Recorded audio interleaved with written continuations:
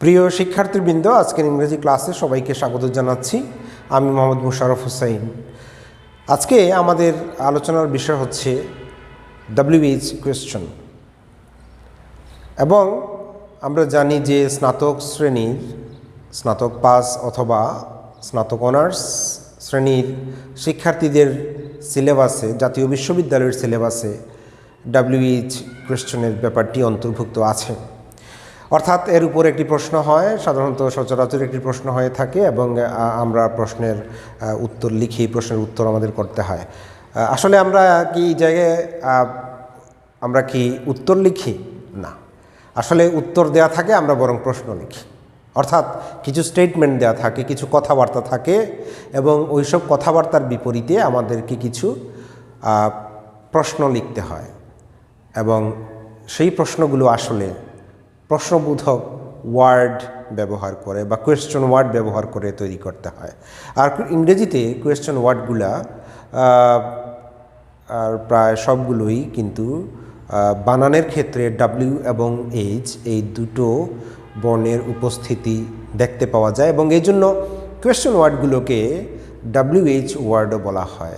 আর WH word দিয়ে তৈরি করা প্রশ্নগুলোকে আমরা বলি WH কোয়েশ্চন। আজকে আমাদের আলোচনার বিষয় হচ্ছে WH কোয়েশ্চন। আমরা আজকে WH কোয়েশ্চন কি, WH কোয়েশ্চন কোন পরিস্থিতিতে ব্যবহার করা হয়, কেন ব্যবহার করা হয় ইত্যাদি বিষয়ে আলোকপাত করার চেষ্টা করব এবং আমরা ভিডিওটি দেখার সময় যথেষ্ট মনোযোগী থাকব। মনোযোগ থাকলে এবং শেখার আগ্রহ থাকলে আশা করি আমরা ভিডিওটি দেখে উপকৃত হতে পারব। সবাইকে মন দিয়ে ভিডিওটি দেখার অনুরোধ করছি। তো আমরা বলেছি যে ইংরেজিতে আমরা যখন প্রশ্নবোধক বাক্য গঠন করি তখন আমরা 3 প্রকারের প্রশ্নবোধক বাক্য সাধারণত গঠন করি। একটা হচ্ছে WH কোয়েশ্চন, একটা হচ্ছে ইয়েস নো কোয়েশ্চন এবং আরেকটি হচ্ছে কোয়েশ্চন ট্যাগ অথবা ট্যাগ কোয়েশ্চন। আমরা WH কোয়েশ্চন কিভাবে গঠন করি? WH কোয়েশ্চন আমরা মূলত আগে স্টেটমেন্টে বোঝার চেষ্টা করি যে আমাকে কোন স্টেটমেন্ট দেয়া আছে এবং এই একটি স্টেটমেন্টের কি পয়েন্টটা কোনটি, অর্থাৎ এখানকার কি ইনফরমেশন বা মূল ইনফরমেশনটা কোনটি। আমরা আসলে বাক্যের মূল ইনফরমেশনের উপর ভিত্তি করে প্রশ্ন তৈরি করি এবং প্রশ্ন করার সময় আমরা WH ওয়ার্ড ব্যবহার করি। WH ওয়ার্ড ব্যবহার না করলে সেটি কিন্তু WH কোয়েশ্চন হবে না। এখন WH ওয়ার্ড কোনগুলো? আমরা জানি হোয়াট, হোয়েন, হোয়ার, হোয়াই, তারপরে হু থেকে এবং আরও তৈরি হয় WH ওয়ার্ড, হোম, হোজ, এগুলো হচ্ছে WH word. Which, WH word. এখন এই যে WH ওয়ার্ড যেগুলো আছে সেগুলো থেকে আমার বাক্যের জন্য, অর্থাৎ আমার যে স্টেটমেন্ট আমাকে দেয়া হয়েছে, আমি কিন্তু প্রশ্নপত্রে আমাকে স্টেটমেন্ট দেয়া হবে এবং স্টেটমেন্টের বিপরীতে আমাকে একটি প্রশ্নবোধক বাক্য তৈরি করে দেয়া লাগবে। তো আমার যে স্টেটমেন্ট আছে, আমার স্টেটমেন্টে আমি দেখে নেব যে এখানকার মূল ইনফরমেশনটা কোনটি এবং সেই ইনফরমেশনের উপর ভর করে, ভিত্তি করে আমাকে একটি WH ওয়ার্ড তৈরি করে নেওয়া লাগবে। যেমন এখানে বোর্ডের মধ্যে আমরা যে কয়েকটি উদাহরণ বাক্য উপস্থাপন করেছি, সেই উদাহরণ বাক্যগুলোর মধ্যে প্রথম বাক্য যেটি, সেটি হচ্ছে the meeting will start at 10:30। The meeting will start at 10:30। মিটিংটি শুরু হবে 10:30-এ। তাহলে আমি বুঝতে পারছি আসলে এখানে ইনফরমেশনটা হচ্ছে কখন মিটিংটা শুরু হবে, মানে 10:30-এ শুরু হবে। এখানে সময়টাকে প্রাধান্য দিয়ে কথাটি বলা হচ্ছে। সুতরাং আমি তাহলে সময়ের উপর এখানে প্রশ্ন করব, সময় জানতে চেয়ে প্রশ্ন করব। আমি এখন সময় যদি জানতে চাই তাহলে আমাকে কোন WH ওয়ার্ডটি ব্যবহার করা লাগবে? হ্যাঁ, আমাকে হোয়েন ব্যবহার করা লাগবে। হোয়েন, হোয়েন, এখন এটি হচ্ছে আমার WH ওয়ার্ড, যেটি দিয়ে আমি প্রশ্নটি তৈরি করব। তো প্রথমে আমি শুরুতে WH ওয়ার্ডটি ব্যবহার করে নেব। WH ওয়ার্ড বাক্যের শুরুতে বসবে, হোয়েন। এরপর আমি সাবজেক্টে যাব। এখন কথা হচ্ছে, আমরা যখন প্রশ্নবোধক বাক্য ইংরেজিতে তৈরি করি, আমি ইয়েস নো কোয়েশ্চন করি, আর আমি টাক কোয়েশ্চন করি, আর আমি WH কোয়েশ্চন করি। প্রশ্নবোধক বাক্যের একটি কমন বৈশিষ্ট্য হচ্ছে যে প্রশ্নবোধক বাক্য মাত্রেই অক্সিলিয়ারি ভার্বকে সাবজেক্টের সামনে বসাতে হয়। অর্থাৎ বাক্যের মধ্যে যে অক্সিলিয়ারি ভার্ব থাকে সেটিকে কিন্তু সাবজেক্টের সামনে নিয়ে আসা লাগবে। তাহলে আমাকে কি করতে হচ্ছে এই বাক্যে? আমাকে বলা লাগবে হোয়েন উইল দ্য মিটিং, তারপর start. When will the meeting start, কখন মিটিংটি শুরু হবে। When will the meeting start, কখন মিটিংটি শুরু হবে। এবং যেহেতু অ্যাট 10:30 অংশটিকে আমরা হোয়েন দিয়ে কাভার করছি, সুতরাং 10:30, অ্যাট 10:30 কথাটি বা ফ্রেজটি বা প্রিপোজিশনাল ফ্রেজটি যাই বলি না কেন আমরা বাক্য থেকে বাদ যাচ্ছে।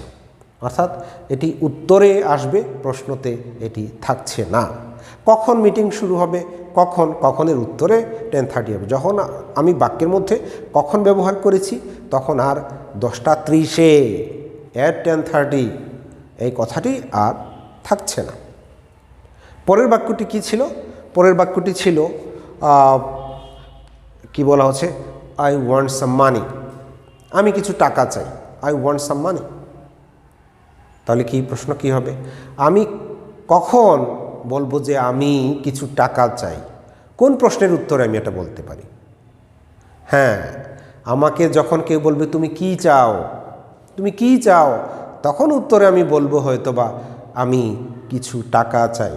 তাহলে আমি কিছু টাকা চাই যদি উত্তর হয়ে থাকে, তাহলে নিশ্চিত তার প্রশ্নটি ছিল তুমি কি চাও। তাহলে আমাকে WH ওয়ার্ড হিসাবে কে বেছে নেওয়া লাগবে? WH ওয়ার্ড হিসাবে আমি এখানে হোয়াটকে বেছে নিচ্ছি, হোয়াট। তারপরে আমার সাবজেক্টের আগে যথারীতি অক্সিলারি ভার্বকে আনা লাগবে। কিন্তু এই বাক্যে তো অক্সিলারি ভার্ব নাই, এই বাক্যে কিন্তু আমরা কোনো হেল্পিং ভার্ব পাচ্ছি না। তাহলে কি করা লাগবে? তাহলে আমার ডুকে ব্যবহার করা লাগবে। আমরা জানি যে যখন তোমার অক্সিলারি ভার্বের প্রয়োজন হবে, যেমন অক্সিলারি ভার্বের প্রয়োজন কোথায় কোথায় হয়? অক্সিলারি ভার্বের প্রয়োজন হয় নেগেটিভ বাক্য তৈরি করার ক্ষেত্রে, প্রশ্ন করার ক্ষেত্রে অক্সিলারি ভার্বকে প্রয়োজন হয়। সুতরাং আমার যখন অক্সিলারি ভার্বকে প্রয়োজন হবে আর আমি অক্সিলারি ভার্বকে পাবো না, তখন আমার অক্সিলারি ভার্ব হচ্ছে ডু। সুতরাং এখানে ডু আসবে। এবং ডু কিভাবে আসে? মেইন ভার্বটি যে অবস্থায় আছে ডুটা সেই অবস্থায় আসবে। অর্থাৎ মেইন ভার্বটি যদি প্রেজেন্ট ফর্মে থাকে তাহলে ডু, মেইন ভার্বটি যদি পাস্ট ফর্মে থাকে তাহলে ডিড, মেইন ভার্বের সাথে যদি প্রেজেন্ট ফর্মের সাথে যদি এস বা ইএস থাকে তাহলে ডাজ। তো এখানে মেইন ভার্বটি প্রেজেন্ট ফর্মে আছে, সুতরাং কি হবে? হ্যাঁ, হবে ডু। তাহলে কি হচ্ছে? What do, what do. এখন কথা হচ্ছে যে আমি বলেছিলাম আমি কিছু টাকা চাই, কোন প্রশ্নের উত্তরে আসবে? তুমি কি চাও। তাহলে এখানে দেখো পার্সন পরিবর্তন হচ্ছে। আমি কিছু টাকা চাই, এটা হচ্ছে তুমি কি চাও এই প্রশ্নের উত্তরে তুমি। তাহলে আমি দিয়ে যেসব কথা স্টেটমেন্ট থাকবে ওসব স্টেটমেন্টের বিপরীতে যে প্রশ্নগুলো হবে ওখানে তুমি হবে। অর্থাৎ প্রশ্ন করার ক্ষেত্রে ফার্স্ট পার্সন সবসময় কি হয়? সেকেন্ড পার্সনে যায়, আর সেকেন্ড পার্সন সবসময় ফার্স্ট পার্সনে আসে। তবে ব্যতিক্রম আছে, যখন আমি বিশেষ করে আমরা এর ক্ষেত্রে এটা হয়, আমরা তো ফার্স্ট পার্সন, কিন্তু আমরা দিয়ে যখন আমরাটা সর্বজনীন আমরা হয়, এই কয়েকজন আমরা না, আমরা দিয়ে যখন সবাইকে বুঝায়, দুনিয়া সবাইকে বুঝায়, তখন আমরাই থাকবে, চেঞ্জ হবে না। না হলে সকল ফার্স্ট পার্সন প্রশ্নে সেকেন্ড পার্সনে যাবে এবং সকল সেকেন্ড পার্সন প্রশ্নে ফার্স্ট পার্সনে যাবে। সুতরাং এখানে আমিটা তুমিতে পরিণত হচ্ছে। কি হচ্ছে? তুমি কি চাও, what do you want, what do you want. তারপরে আমরা অবশ্যই একটি কোয়েশ্চেন মার্ক দেব। কোয়েশ্চেন মার্ক ছাড়া একটি বাক্য কিন্তু প্রশ্নবোধক বাক্য বিবেচিত হবে না। সুতরাং এটি খুবই গুরুত্বপূর্ণ বিষয় যে তুমি বাক্যের মধ্যে প্রশ্নবোধক চিহ্নটি বা কোয়েশ্চন মার্কটি বসাচ্ছ কিনা। তারপরের কথা ছিল কি, the baby is crying for food, শিশুটি খাবারের জন্য কাঁদছে। The baby is crying for food. তাহলে প্রশ্ন কি হবে? একটা হচ্ছে শিশুটি কী জন্য কাঁদছে, আমি বলতে পারি কী জন্য, কিসের জন্য। আরেকটা হতে পারে যে শিশুটি কেন কাঁদছে, কী জন্য। আমি যদি কি বলি তাহলে হোয়াট নিয়ে আসতে পারি, সেই ক্ষেত্রে জন্য শব্দটি আমার বাক্যের মধ্যে থাকবে। অর্থাৎ the baby is crying for what. আমি যদি এটাকে খসড়া বাক্য হিসাবে লিখি তাহলে কী হবে? The baby is crying for what. এখন বলা হচ্ছে যে তুমি তো WH শেষে বসাবে না, এটাকে সামনে নিয়ে আসবে, সুতরাং WHকে আমি সামনে নিয়ে আসবো, ফর তার জায়গায় থাকবে। তাহলে কি হচ্ছে? হোয়াট ইজ দ্য বেবি, ইজটাকে আমি সামনে নিয়ে এসেছি। কেন? কারণ এটা অক্সিলারি ভার্ব, সাবজেক্টের সামনে চলে আসবে। What is the baby crying for, এবং যথারীতি there will be question mark, এখানে একটি প্রশ্নবোধক চিহ্ন ওখানে বসানো লাগবে। আর আরেকটা হচ্ছে যে কেন কাঁদছে, সেটি কেন কাঁদছে, সেই ক্ষেত্রে আমি কি বলবো? Why is the baby crying, why is the baby crying, কেন, সেটি কেন কাঁদছে। কেন দিলে আর ওদিকের জন্য দেওয়ার কোনো প্রয়োজন নাই, এবং তখন ফর ফুড এই অংশটা বাদ যাচ্ছে। তো এখানে যে উদাহরণগুলো ছিল আমরা সেগুলো নিয়ে কিছুটা আলোচনা করলাম। WH ওয়ার্ড আর আরও কিছু ব্যবহার আছে বা আরও কিছু WH ওয়ার্ড আছে। যেমন আমরা এখানে যেসব WH ওয়ার্ড ব্যবহার করেছি সেগুলো এককভাবে আসছে। কখনো কখনো WH ওয়ার্ডগুলো আরেকটি শব্দের সাথে ব্যবহৃত হতে পারে। যেমন হাউ লং, কোনো কিছুর দৈর্ঘ্য যদি জানতে চাই হাউ লং, সময়ের ব্যাপ্তি যদি আমি জানতে চাই হাউ লং, তাহলে হাউ লং দিয়ে মূলত আমি সময়ের ব্যাপ্তি এবং দৈর্ঘ্যকে ইঙ্গিত করি। How long have you been waiting here, how long have you been waiting here, তুমি এখানে কতক্ষণ অপেক্ষা করছো। How long will you stay here, তুমি এখানে কতক্ষণ থাকবে।